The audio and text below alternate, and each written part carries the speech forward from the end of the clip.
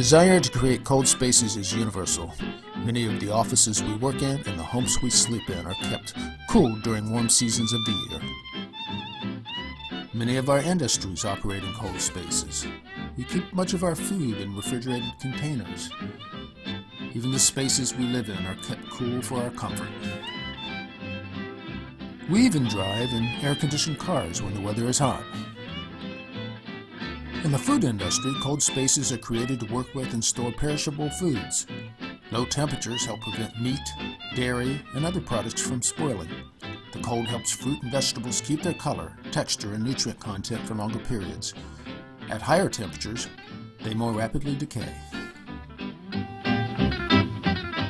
Very low temperatures are used to prepare frozen fruits, vegetables, meats, and entrees that can be kept for many months. Freezing temperatures are also needed to produce treats such as ice cream, sherbets, and frozen popsicles.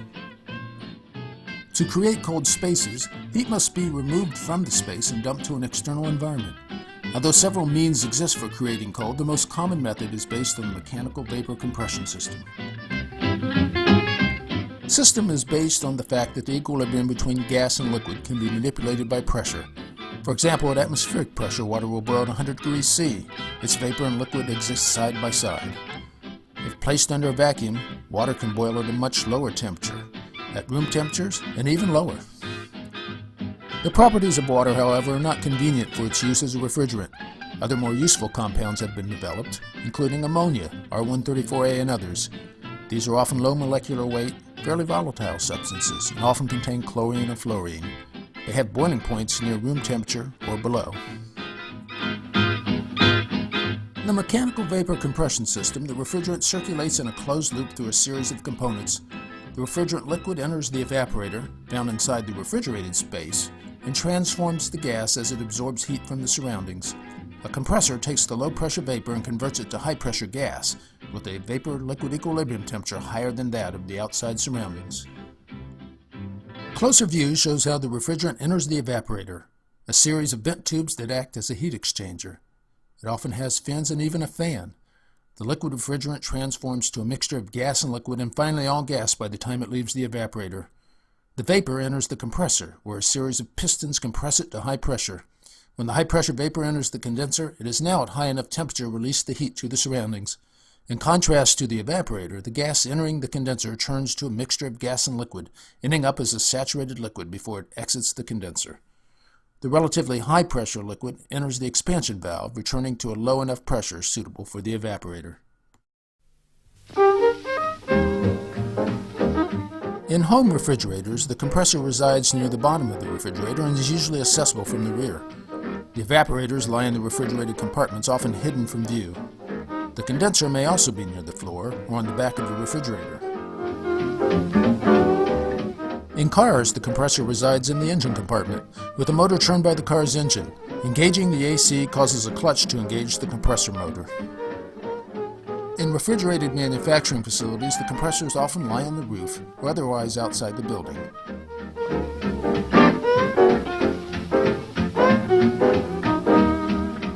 Compressors and condensers are often located together, typically with a fan or cooling lines that helps remove heat from the area of the condenser. Lines carrying the refrigerant enter the compressor through penetrations in the roof or building walls. These lead from the evaporator in the cooled spaces inside the building.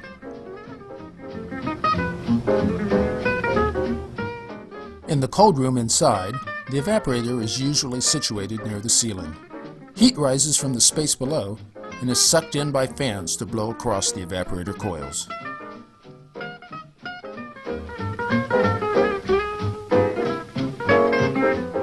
The heart of the system is the compressor. The compressor consists of a motor that turns helical screws, a spiral, or crankshaft that drives pistons. In the piston-driven compressor, a piston compresses the gas and an exhaust valve opens when the gas reaches a specific pressure. On the downstroke, low-pressure vapor enters through a check valve. As the shaft turns, the piston begins its upstroke. This causes the intake valve to close. In addition to producing a drop in pressure, the expansion valve acts as a metering device. It allows the amount of liquid entering the evaporator to equal the amount of liquid being boiled off. This is accomplished by use of a temperature-sensing bulb filled with a similar gas as in the system. It causes the valve to open against the spring pressure in the valve body as the temperature in the bulb increases. Each refrigerant has a unique set of thermodynamic properties. This chart shows pressure on the y-axis and enthalpy, or heat content, on the x-axis.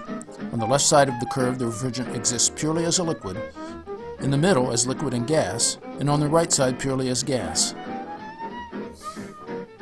The inner portion of the curve, where liquid and gas phases exist in equilibrium, the temperature is determined by the operating pressure only. Straight lines across in this region are at constant temperature. The points of the refrigeration cycle can be mapped on this chart.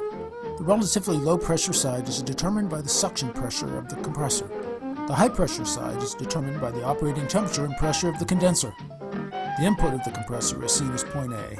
As the compressor does work on the gas, it raises both temperature and pressure to point B. The process is adiabatic. Heat is not added to the gas. Work is converted to heat. At point B, the refrigerant vapor is somewhat superheated. Its temperature is determined by its pressure. As the refrigerant enters the condenser, the superheat is lost and the refrigerant gas begins to condense into liquid. As this occurs, heat is released to the environment. This process follows an isothermal line at this point until it reaches the saturation point for the liquid at point C.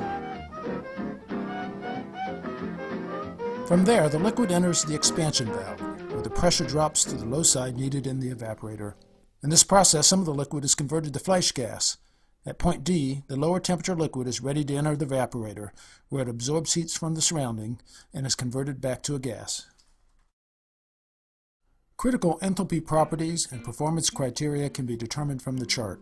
A line perpendicular to point D shows the enthalpy of liquid entering the evaporator, H1. As it absorbs heat from the cooled space, its enthalpy increases to H2. The difference, H2 minus H1, is the amount of heat each kilogram of refrigerant can absorb. The work of the compressor also increases the enthalpy. A perpendicular line from point B shows H3, the enthalpy of gas leaving the compressor. The difference, H3 minus H1, is the amount of heat released to the condenser.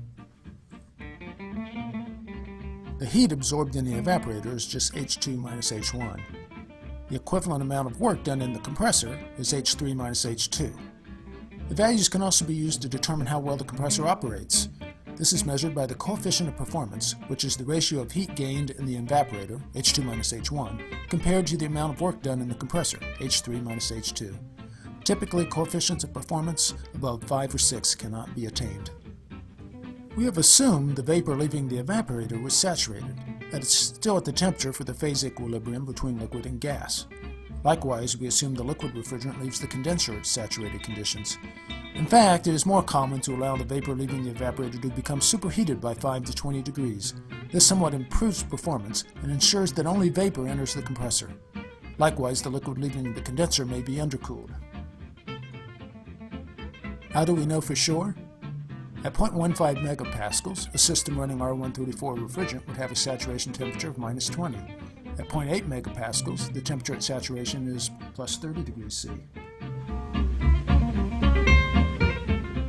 If the system has superheating, we would still read 0.15 megapascals at the compressor inlet, but a higher temperature, say minus 10 degrees C. Likewise, for subcooling on the condenser side, we still read 0.8 megapascals, but a lower temperature, say 22 degrees C. The gas exiting the evaporator is superheated by 10 degrees C, while the liquid exiting the condenser is subcooled by 8 degrees C. The ability to create cold spaces is important to many facets of the food industry.